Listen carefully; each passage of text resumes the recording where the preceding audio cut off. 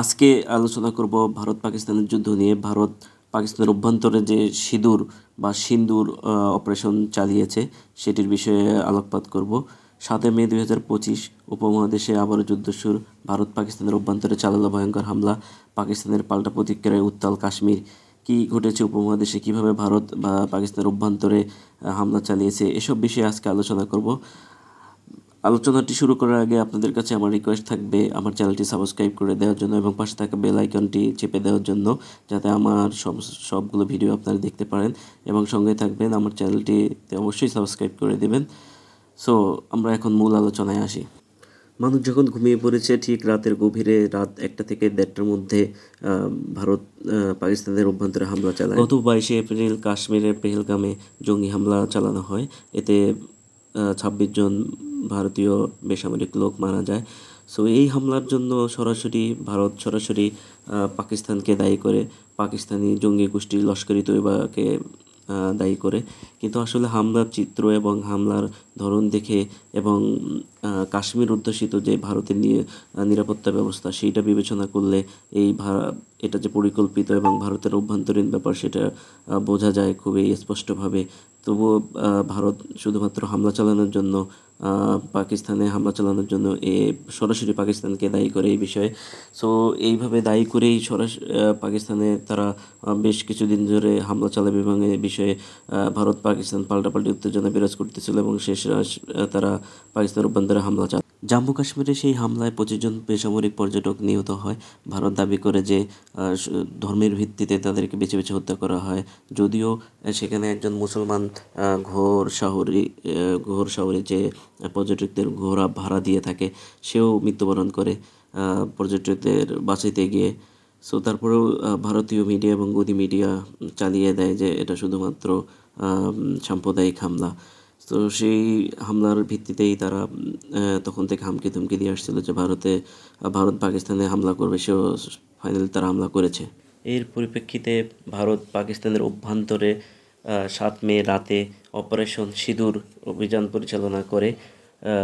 একযোগে পাকিস্তানের অভ্যন্তরে 9টি স্থানে ক্ষেপণাস্ত্র হামলা পরিচালনা করে ভারত দাবি করে যে তারা হচ্ছে জঙ্গি সংগঠন বা জঙ্গি ঘাঁটিগুলোতে এই ক্ষেপণাস্ত্র হামলা পরিচালনা করে।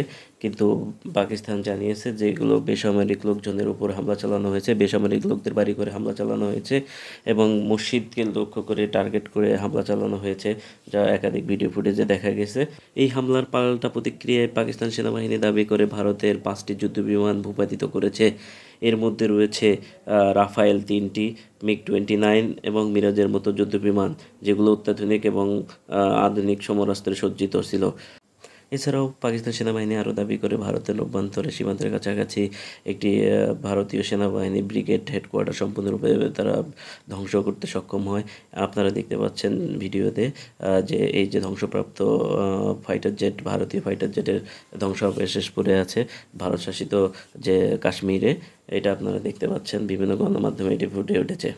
আসলে এই হামলায় উভয় পক্ষই ক্ষতিগ্রস্ত হয়েছে, তবে বিশেষ করে দেখা যাচ্ছে যে ভারতীয় সেনাবাহিনীরা বেশি ক্ষতিগ্রস্ত হয়েছে, যেহেতু তাদের 5টি যুদ্ধবিমান ধ্বংসপ্রাপ্ত হয়েছে, যেগুলো বিলিয়ন বিলিয়ন ডলার দাম। সো তারা বেশি ক্ষতিগ্রস্ত হয়েছে। এখন দেখা যাক পাকিস্তান কি পাল্টা প্রতিক্রিয়া বা কী ব্যবস্থা নেয়। সো পাকিস্তান সেনাবাহিনী ইতিমধ্যে জানিয়েছে যে তারা এই হামলার প্রতিশোধ নেবে এবং তারা তাদের সময় এবং তাদের পছন্দ মতো স্থানে, তাদের পছন্দ সময়ে তারা হামলাটি পরিচালনা করবে। তো দেখা যাক, এখন সেটি দেখার বিষয় যে তারা কখন সে হামলাটি চালাতে সক্ষম হয়। পাকিস্তান সেনাবাহিনীর মুখপাত্র লেফটেন্যান্ট জেনারেল আহমেদ শরীফ এই বিষয়ে ব্রিফ করছেন, আপনারা দেখতে পাচ্ছেন। এখানে ভারতীয় একটি বিমান ধ্বংসাবশেষ দেখা যাচ্ছে। আসলে উভয় পক্ষে ক্ষতিগ্রস্ত হয়েছে, বিশেষ করে পাকিস্তানের বেসামরিক লোকজন মারা গিয়েছে। ভারতের রাফায়েল যে ফাইটার জেট, সেটিও ধ্বংসপ্রাপ্ত হয়েছে, যেটি নিয়ে ভারতের খুবই গর্ব ছিল এবং তারা এটা নিয়ে খুব পার্শ্ববর্তী দেশকে হুমকি ধামকি দিত। এই হামলার পরপরই যুক্তরাষ্ট্রের প্রেসিডেন্ট ডোনাল্ড ট্রাম্প এই হামলার বিষয়ে নিন্দা জানিয়েছেন এবং এই হামলাকে ন্যাক্কারজনক বলেছেন। এছাড়াও জাতিসংঘের মহাসচিব এবং চীনের প্রেসিডেন্ট শি জিনপিং এই বিষয়ে বিবৃতি দিয়েছেন এবং তারা এই হামলার বিষয়ে দুই পক্ষকে শান্ত থাকার পরামর্শ দিয়েছেন। এই হামলার পরিপ্রেক্ষিতে ভারতীয় সেনাবাহিনী তারা পাল্টা আক্রমণ চালাবে ভারতে, তারা সেই ঘোষণাই দিয়েছে। এখন দেখা যাক পরিস্থিতি কোন দিকে যায়। তবে যুদ্ধ ভালো নয়, যুদ্ধ আসলে ক্ষতিই করে, যুদ্ধ মানব কল্যাণ কখনোই করে না, যুদ্ধ মানব জাতিকে ধ্বংসের প্রান্তে নিয়ে যায়। সো এই যুদ্ধ যদি আরও বড় হয় বা বড় আকার ধারণ করে তবে অবশ্যই এর প্রভাব বাংলাদেশে পড়বে, কারণ যেহেতু বাংলাদেশ পাকিস্তান এবং ভারতের প্রতিবেশী দেশ। বিশেষ করে ভারত পাকিস্তানকে যদি কোনোভাবে এই বিষয়ে কন্ট্রোল করতে পারে বা একটু হারিয়ে দিতে পারে, তাহলে পরবর্তী নেক্সট টার্গেট থাকবে বাংলাদেশ এবং বাংলাদেশে তারা আক্রমণ চালাবে। কিন্তু আসলে বাংলাদেশের সেই আক্রমণ প্রতিহত করার মতো কোনো শক্তি নেই। তবে আমাদের অবশ্যই শক্তি বাড়াতে হবে এবং যদি এই ধরনের ঘটনা ঘটে তবে সবাই দেশ ও সার্বভৌমত্বের স্বার্থে সবাই একজোট থাকতে হবে এবং একতাবদ্ধ থাকতে হবে।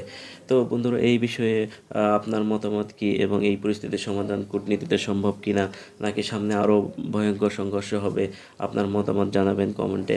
আর এই ভিডিওটি ভালো লাগলে শেয়ার ও সাবস্ক্রাইব করুন এসপি জিও ভিশনে। আমি সালমান আপনাদের সঙ্গে আছি এবং আজকে এখান থেকে বিদায় নিচ্ছি। সবাই ভালো থাকবেন। পরবর্তীতে দেখা হবে আপনাদের সাথে অন্য দিন অন্য কোনো ভিডিওতে অন্য কোনো বিষয়ে আলোচনার মাধ্যমে।